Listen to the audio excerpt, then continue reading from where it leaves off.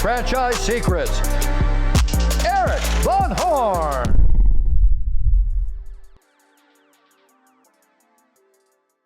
In this episode of Franchise Secrets, I have Darrell Johnson with FRANdata, and this is going to be one of the most fascinating conversations that I think I've had in respect to the economy, what's happening today with banking, unintended consequences with the Fed, where we see this thing going, where he sees this thing going, how franchising can be resilient in financial crisis.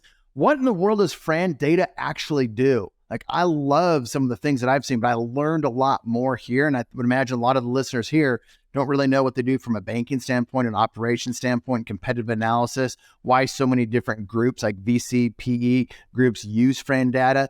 The banking credit report, that's something that they did. So we got into why this is another fascinating part of the conversation, dealing with multi-unit franchisees, why franchisors are missing the mark with trying to get multi-unit franchisees a part of their new brand. So I think you're going to love this show with Darrell Johnson with FRANdata. All right. We've got Darrell Johnson on with FRANdata, and FRANdata does so many things probably under the radar in franchising. There's a lot of people that probably don't know exactly what you do, and they should know. So Darrell, thanks for coming on, first of all. And I'd love you to share about what FRANdata is, and then let's get into all kinds of cool topics. Well, my pleasure, and thank you for having me on. Always happy to talk about FRANdata, but I think in the interest of both your audience and time, I'll be very brief on FRANdata. FRANdata, the evolution of FRANdata over 30 years went from a document collection service to an information and document service, to a document information and then analysis service, to a document information analysis and research service. And then at the end of that, we can add on consulting and advisory work, because we today are a rating agency for credit risks. We evaluate a lot of brands. We do a lot of targeted research information on very esoteric questions that franchisors, suppliers, IFA, other organizations have. And we just have the research, knowledge, and information in our disposal to be able to do that. So that's FRANdata today. How do you get all this data? And does anyone else even come close to the amount that you have? Well, when we started in 1989 collecting FDDs, and from that starting to stumble and bumble our way into putting together spreadsheets of information from that in the 90s and the early 2000s, and then starting to expand upon that by bringing information from other sources. The answer to your question is no. There's no other organization in the world that has as much information about the franchise business model as we have. And that's wrapped around a set of capabilities from a research staff that it also is the largest in the world, dedicated entirely to the franchise business model. What do franchisors and franchisees kind of like, what would they come to you for? Franchisors come to us. We have three market verticals that we serve. Franchisors come to us for three things. They come to us for access to capital issues for their franchisees. They can easily have challenges in the perception that the banking community has of them, and we help them understand the way banks approach things and what they need to do to position themselves to have access to that capital. Franchisors come to us for operational information, for validation of certain things. They look at some of the, particularly the mature brands, saying we've been doing this the same way for many years, and we think some aspect of our business, one of our functional responsibilities, of which there are 11 or 12, we want to upgrade our training programs, our technology offering, the way we support franchisees. We want to know what's best out there. Who's doing it that's doing it really well? Who looks out at this particular function and say, yeah, that's a really good organization for that. And more importantly, how do they do it? What are they doing and how are they doing it? So for us, around the operational questions for franchisors, we provide a lot of quiet survey outreach. We gather a lot of information from both inside the business model and outside it, and collect that information and then provide both advice on it. But as much as the advice, we have a validation of here's what best looks like. And the third thing we do with franchisors is competitive analysis, comparative analysis. How are we doing versus our competition in X, Y, or Z? Are we growing too fast here? Are we expanding there? What are our competitors doing? What do they look like? How are they changing? And so they use that for benchmarking purposes for their own operations. So just on the franchisor side, those are the things that we do. We also serve the lending community, where, as I mentioned, a rating agency for them. So that evolution of how we have approached the credit risk evaluations that banks have had a very difficult time with historically, and we've systematized it and organized it in a way that the lending community feels very comfortable in looking at a brand through the lens of a credit risk model that we've built. And finally, we provided one of our third market verticals with supplier community generally. A lot of companies are targeting specific parts of franchising or don't really know much about franchising other than they have one of their customers is really good and it happens to be a franchise. So where are the rest of them that look like this, and how do we market to them? So targeted marketing for the supplier community is something we do a fair amount of. I got so many things that I want to talk about. I've been looking forward to this podcast. Let's get started with the topic of the day, and just what in the world is going on with the Fed and banking and interest rates, and the Fed getting involved in all the banking bailouts, and if we want to call it that. So I'd love just to get your mind and wisdom and expertise on that. Well, we could characterize what has happened to the banking community in recent weeks as quite a surprise and unintended consequence of what the Fed has done over the course of the last 12 to 15 months. If you look back at what happened, the Great Recession that we had in 2008, 2009, that was triggered by a financial crisis. That was triggered by a mortgage crisis. It was triggered by too much money that had flowed into loan assets. And it took banks down. It was a huge, huge mess. Today, we're dealing with almost the opposite side of it, which is we're dealing with the liability side of the balance sheet for banks. So banks are in the business of taking deposits in, and from that cash, they make loans. And their loan portfolios, by and large, today are pretty darn solid. The problem is that they had the deposit cash that they have put in short-term instruments for what the regulatory bodies allow them to do. But they also have to mark those to market, and because the Fed has been repeatedly increasing interest rates over the course of the last 15 months, many of the banks found themselves upside down in the mark-to-market side of their business. Now, they may have a deposit base that they've invested into government treasuries. Government treasuries didn't become worthless, but they became less valuable because the Fed has raised interest rates. And so what they had in their portfolio, because they had to mark to market their current position, eroded. And that then led to what some depositors said, well, they don't have enough money to pay me back. And I've been putting a tremendous amount in the case of Silicon Valley Bank. Silicon Valley Bank customers were VC operators, and they raised equity, had a big chunk of cash, millions of dollars, let's say, and that's what they were using and burning through to build their business. And they deposited it all in Silicon Valley Bank.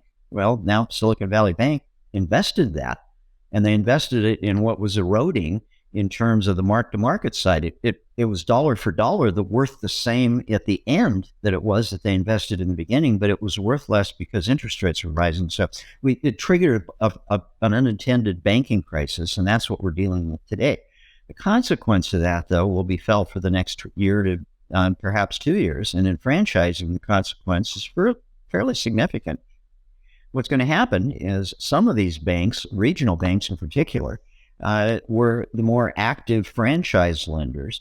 And they're the ones that were, by and large, being under greater scrutiny now for their depositor base and for the issues regarding regulators and how they're going to handle the backstopping of depositors' money in banks. And with all of that, the consequence is banks are going to get more conservative in their lending. If they get more conservative, and we've been through this, banks go through these patterns. It happens over the course of usually 5 to 10 years, but we go from being very liberal as we were in prior to the great financial crisis to almost closing the door completely on additional lending, which was the case in 2008, 2009, 2010, to gradually getting back into it and then going gangbusters again. And now we have another crisis to deal with. And so they put a stop to the credit extension, tighten their credit box, make it harder to get business loans. And now we go through another cycle of that. Is this going to impact franchisors more or franchisees more? Well, it's going to impact franchisee access to capital more. It's going to impact franchisors in two ways. One is because it may, in fact, slow their growth down, because if franchisees can't get capital to start the business, they don't have a franchisee. So capital is a third leg of franchising, a franchisor, a franchisee, and capital. And you have to have an outside capital provider. Well, if that's getting more conservative, it means that those roughly 4,000 franchise brands out there that would all like to double in size in a very short period of time have less ability to do that because capital is not as easily available to franchisees. And it's compounded with all the things that we know are going on through the pandemic up till now, with supply chain issues still not resolved completely, with inflation, which is driving not only the cost of goods much higher for franchisees and therefore eroding margins, but it's also because of wage rates, and that's eroding margins. Now, on top of that, we have a rising interest rate. So even if they do have a bank loan, they're paying more for it. So you take that combination of things and it undermines some of the profitability in many of these brands. So the direct consequence is going to be felt by franchisees, but the indirect consequence is going to be felt by franchisors because if they're not growing, they're not gaining the return on their capital that they need. And because many PE firms are putting pressure on them to grow, and the PE cost of capital is now rising, it creates a chain reaction that impacts franchising across the board. What I will say, and I don't want to make this sound like it's a huge negative, it's merely a consequence of the situation we find ourselves in for the next couple of years. There is a franchising through the great crisis of 2007, 2008 continued to grow.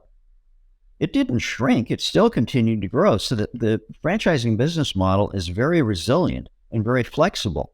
But what requires is franchisors to pay close attention to what the implications are of how the banking system is changing and to take actions on that. Because what came out of the 2008, 2009 period for FRANdata is that we looked at what happened in banking, and we were hearing franchisors calling us and saying, we can't get access to capital and we're a really good operator. So we looked into it. And what we found then is that a lot of the banking community was relying on SBA lending data. So the loan performance data that SBA was putting out is what they were basing their credit decisions on at the brand level. And what many brands were saying is, this data is wrong. This isn't what we did. We don't have 15% loss in our franchise portfolio. Well, the data was really flawed. The banks actually knew it, but they said, look, there's nothing else that we can turn to for making an assessment. And we said, well, maybe there is. Maybe we need to figure out how to get it better. And so the first thing we did is we looked at the data. It was clear that it was bad. So we knew we could fix the SBA data, but that was just fixing the SBA data. It wasn't actually creating a better risk credit model. So we worked with banks in 2010, 2011, developed what became known as the Bank Credit Report, in helping those better performing brands prove to the lending community that they were better performing brands. Not relying on some SBA data that everybody knew was flawed, but actually looking at how they were performing and comparing that to other brands and saying, this is how why we are a better credit risk for you, lender, for that next franchisee that we want to add to our franchise system. And from that, over time, we did enough of that it evolved into what we now have is an additional product, which is the fund scoring model that banks are now using regularly. It's like FICO, and you get a mortgage, you have a FICO score. It's the first thing a lender wants to know. Well, increasingly, that's the same thing with franchising and what we're doing for the lending community in creating a scoring model for each franchise brand that evaluates a number of different credit risks associated with how that brand performs. But it's solely for the banking community to better understand the risks that they're getting into. It's going to be more important now as we head into this next downturn, but it'll cycle and it'll start to ease up. It's just going to take a year or two for it. So there's a whole lot more than you asked for. No, I love it. So I'm trying to decide if I want to go deeper into that or if I want to kind of come back out and go a different direction, because there's I've never had somebody like you on the show before. Let's talk about private equity and their lending is tightened up. How is that impacting franchisors right now? We could probably just stick to franchisors because most of this is franchisor, and there's impact to franchisees that impact the franchisor. So private equity, lending's tightening up.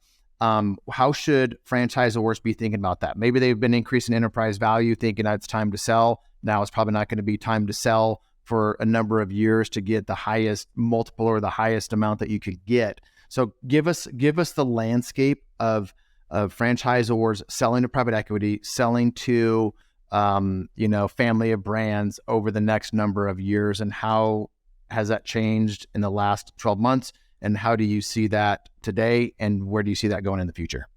Erik, let me turn that question around to you first, because you have a great... Hey, you can, because I'm the host. You can't, that's like illegal to do on a podcast. Well, you have experience in both. You were a multi-unit, multi-brand operator at one point. You have been on the PE side of things. You've been in the investment side of things. I'll tell you what I am seeing, what FRANdata is doing, because we have a lot of PE clients. We were kidding before the recording started with regard to one of them that I won't mention, but a lot of them out there we know, we hear, we talk to regularly, and the same. I mean, we talk to franchisors every day.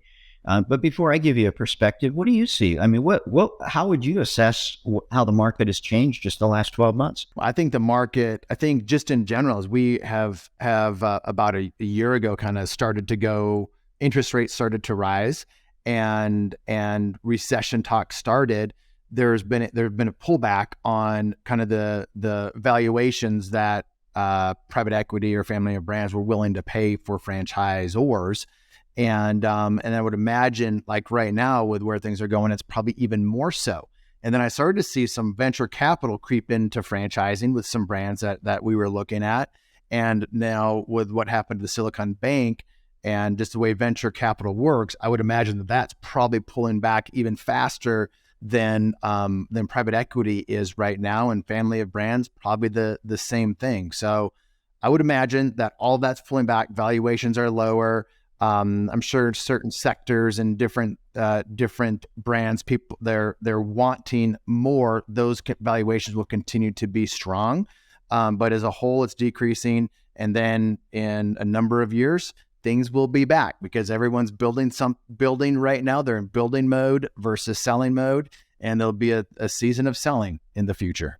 Well, that's a fair assessment, and it's similar to what I would say that there are two significant influencers on how it's changed in the last 12 months.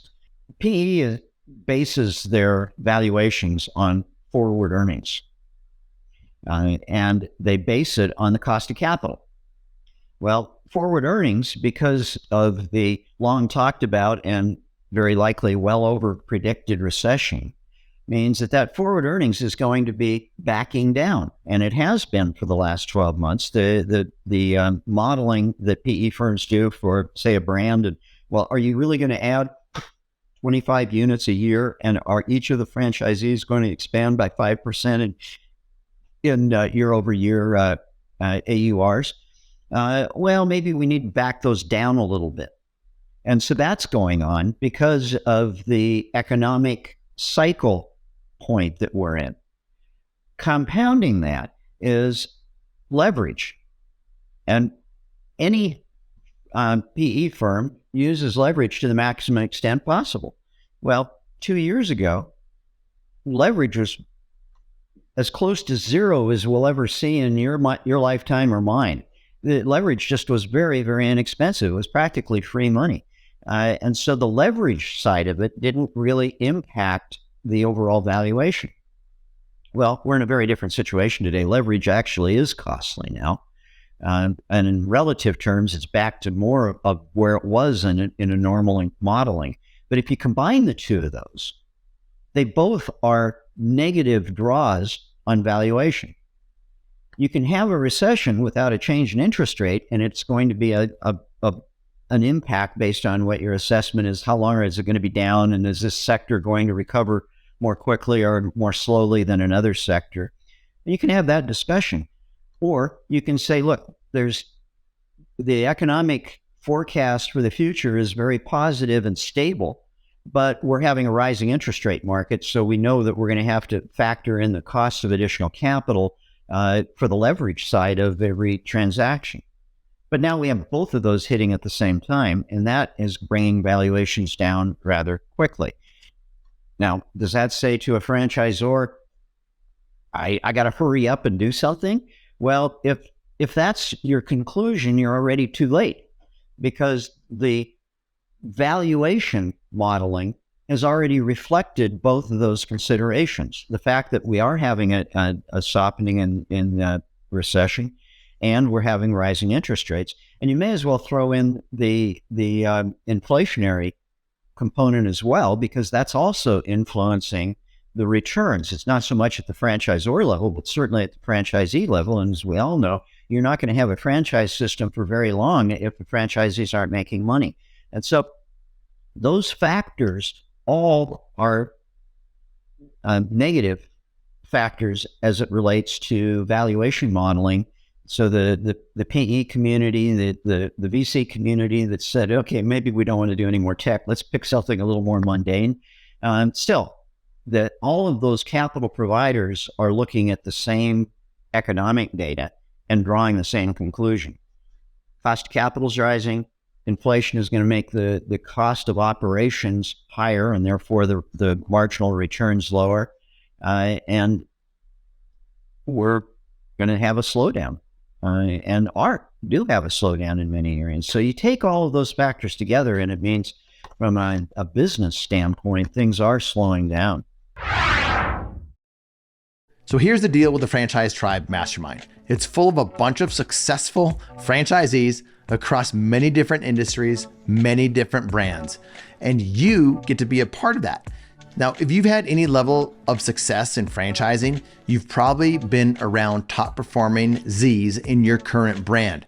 So think about that. And if you could do that with 40 plus different brands, industries, franchisees, that's the value in the mastermind. I bring in some of the best speakers in the world. We talk about some topics that will never be talked about anywhere else. So if you're interested in being a part of a group like that, check out franchisetribe.com. So as you look into your perfect crystal ball, when do you think we're going to be on the other side of that? Or what are some of the impacts that need to happen, meaning like the Fed need to start lowering interest rates? Or what are some of the things that need to happen for us to be coming out on the other end of the cycle and a time frame for that? Well, there are two things that I could say to that, Erik. The first is from how's the economy going to play out? The answer, in my opinion, is the Fed has been singularly focused on inflation until they decide to blink, or that inflation starts coming down to where their target zone, at least reasonably close to their target zone. There's no reason to expect the Fed to change course, banking crisis notwithstanding. Now, they may pause, but they're not giving up on the inflation fight because they're too far into it. They're starting to win the battle, and if they back off now, they're going to lose the war. And inflation is very ephemeral. It's easy to lose control of. So they're going to stay on top of that. And if they are, that means for the next couple of years, we can expect the monetary policy to continue to put pressure on the economy and for economic growth. So that's my first point. My second point is maybe the introduction of maybe pivoting our overall conversation, and that is franchisors exist to grow ad units. You were going exactly where I was going next, so this is perfect.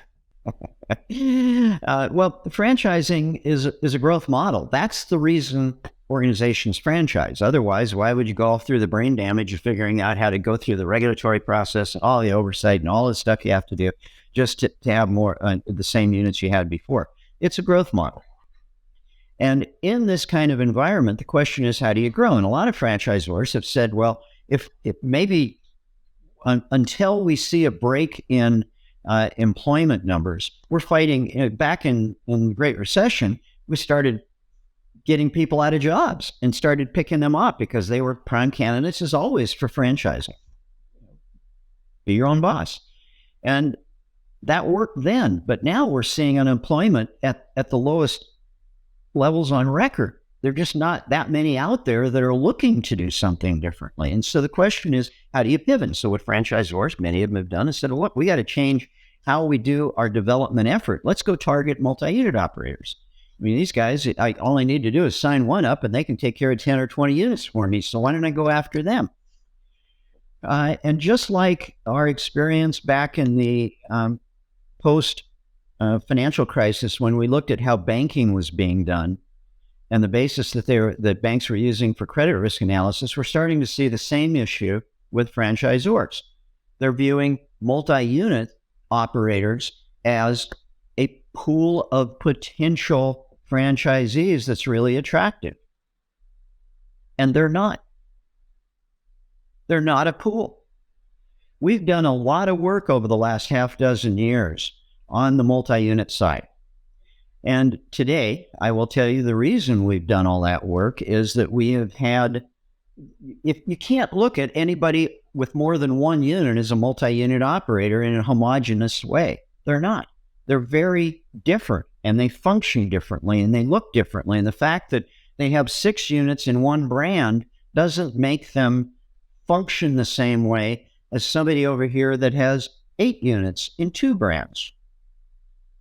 They're different types of franchisees, and they need to be assessed and aligned with what your value proposition is as a franchisor. Therefore, we've done a lot of work in the multi-unit side because it's become such a dominant part of the franchising community. But what we have learned and what I can pass along to franchisors is however you're approaching multi-unit operators, you're probably doing it wrong. I'll give you a couple examples. Recently, one of the largest multi-unit operators in the United States, my colleague and brilliant companion, Edith Wiseman, was talking to him and said, and one of them had a marketing book from an emerging brand. And it was a pretty fancy book, and undoubtedly with as many pages in it, very comprehensive. And she said, what do you think of this? And he looked at it and he said, I wouldn't even open it. And she said, why?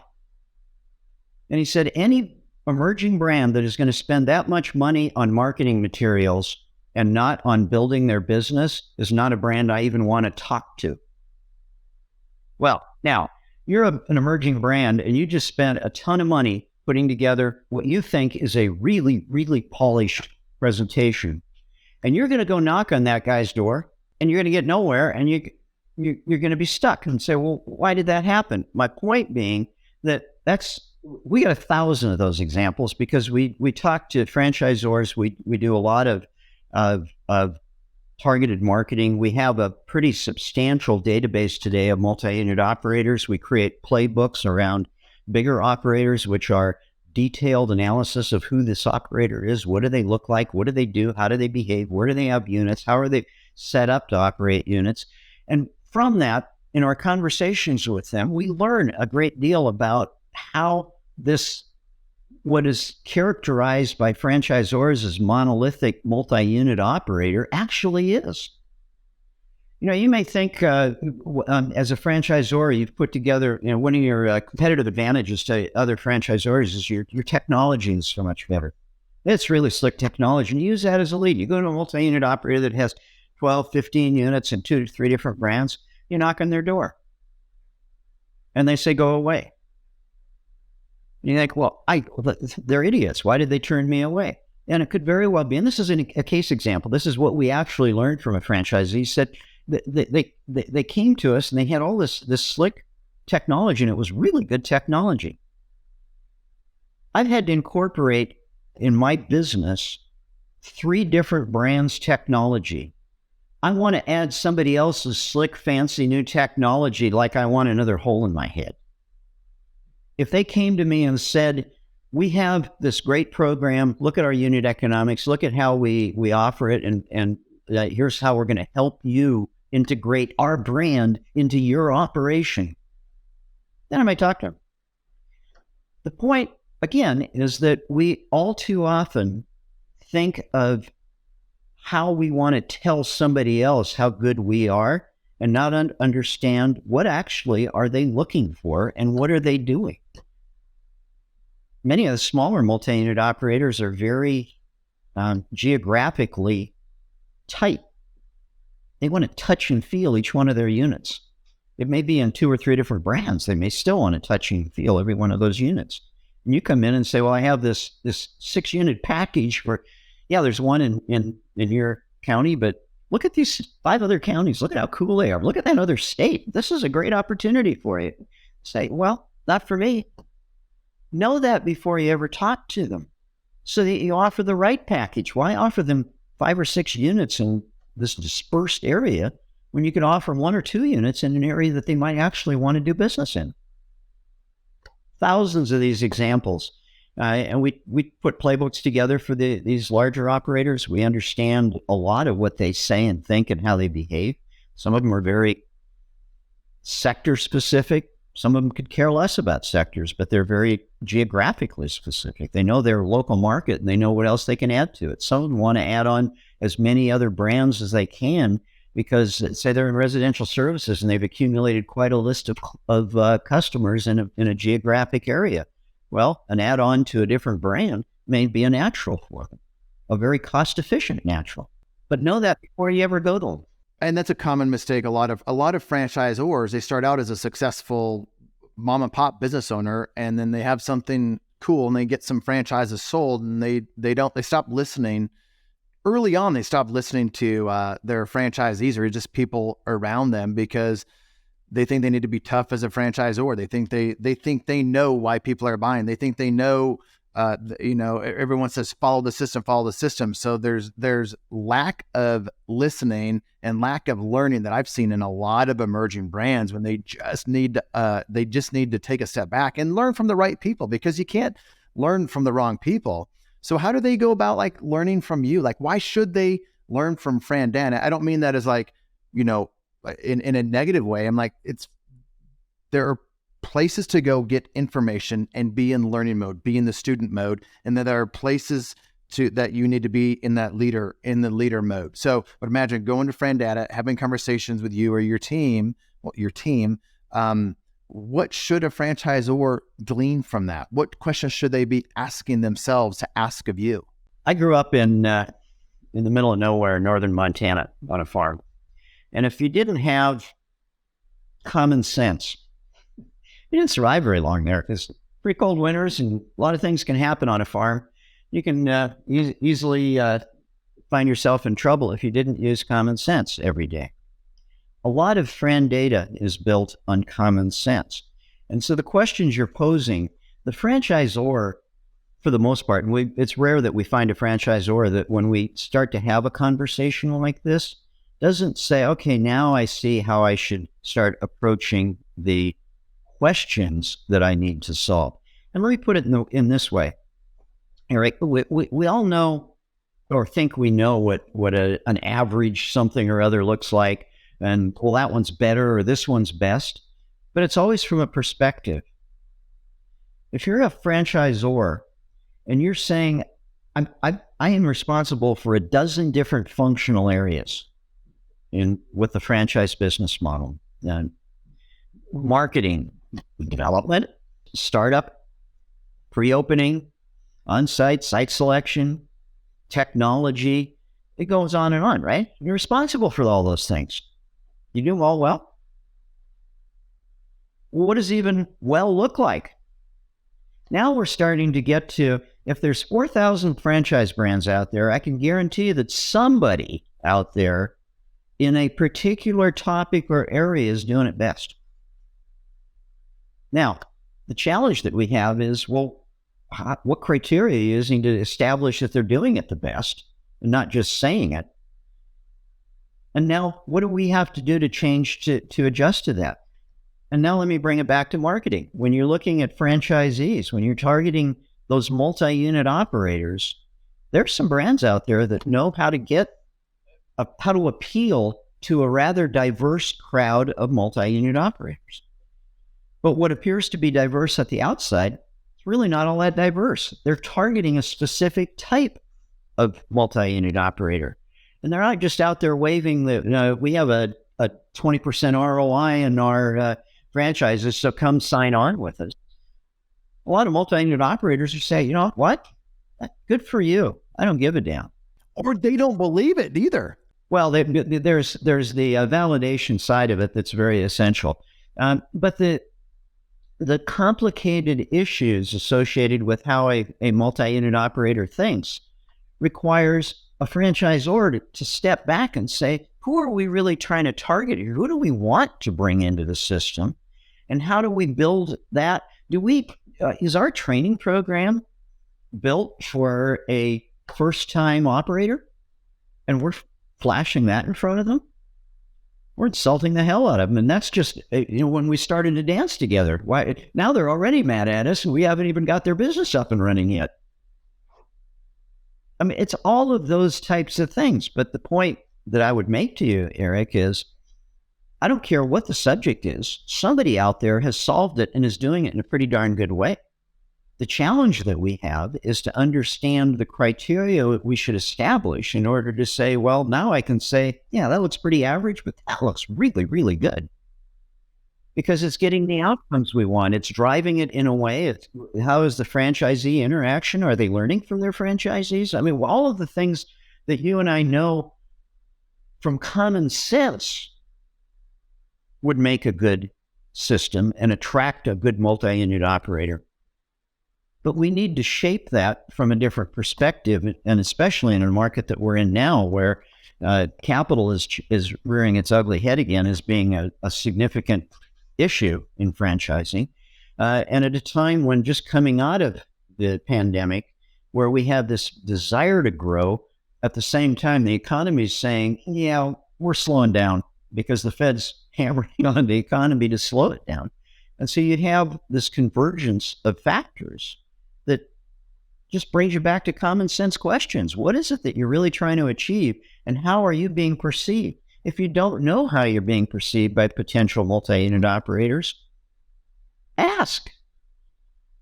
Or we do a fair amount of that for franchisors because they don't want to be the one to ask a franchisor, so what do you think of us? Yeah, and you generally don't get an honest answer. You get a polite answer. But we do get honest answers, and that's part of where we're at today. In order to approach the market correctly, you have to make sure you're asking the right questions, but you also have to look at the perspective from which you're asking those questions. You're not asking a multi-unit operator, how do you like us? You're going around the other side of the table and saying, I'm a multi-unit operator. What am I comparing them to? It makes a big difference. Huge difference.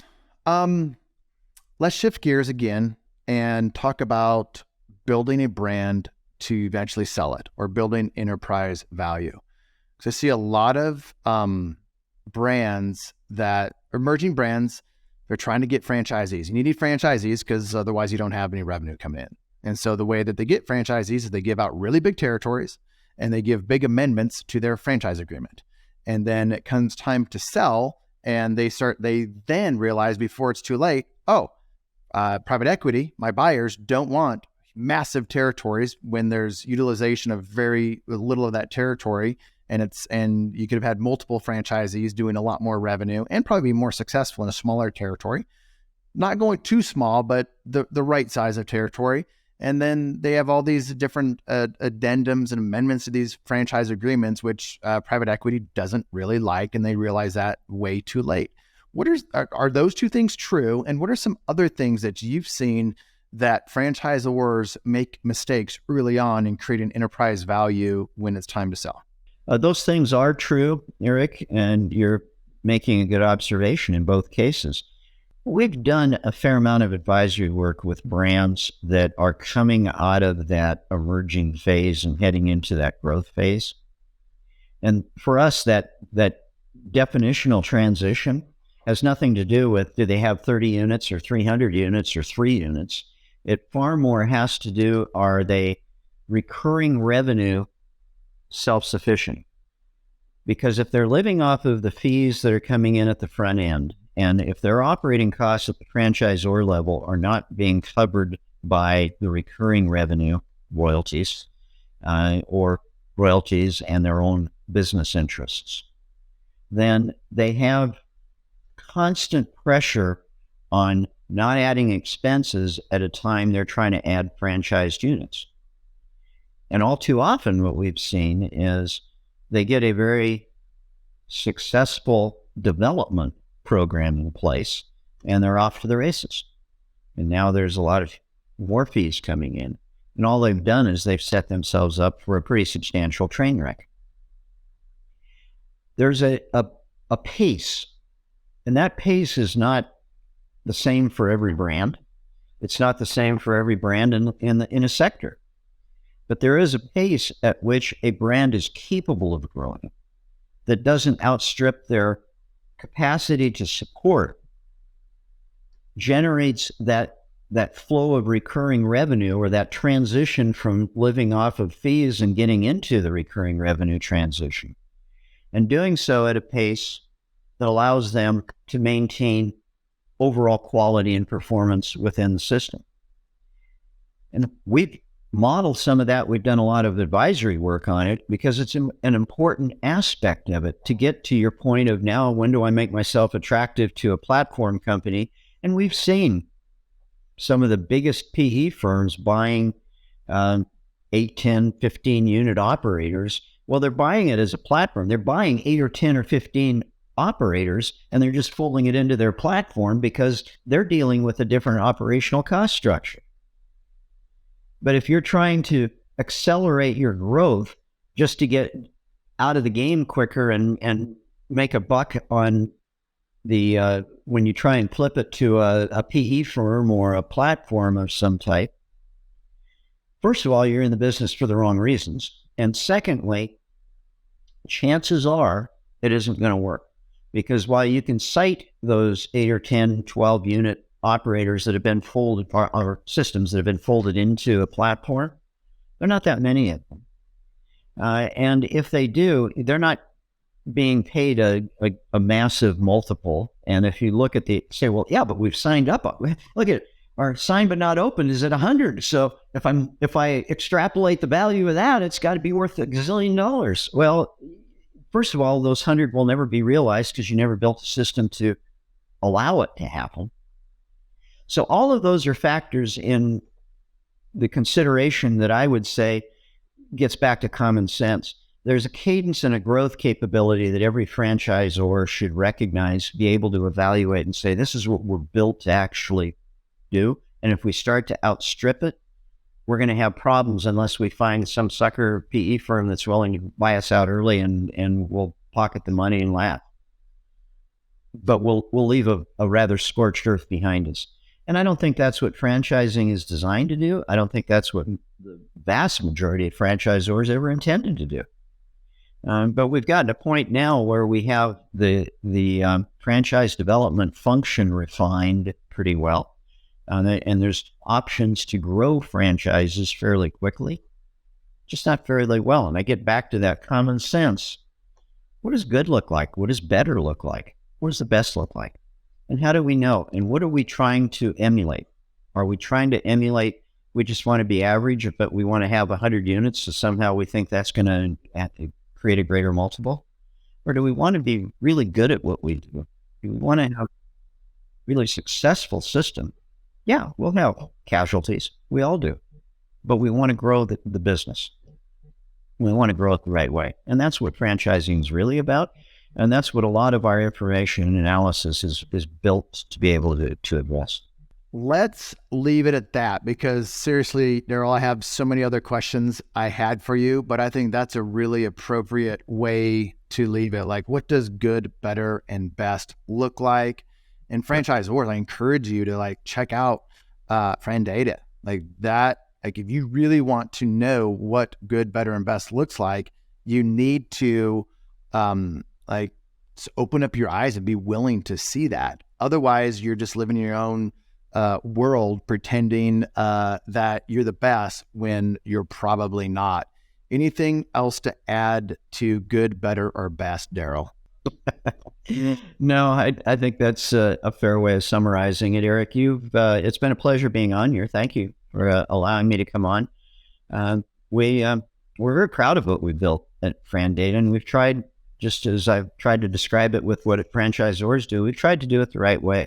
There's a lot of things that we do that, by virtue of us just wanting to, say, promote a brand, it moves behavior, it changes behavior, and we want to be careful with that, because we take the responsibility and the position that we have within the franchise community very seriously.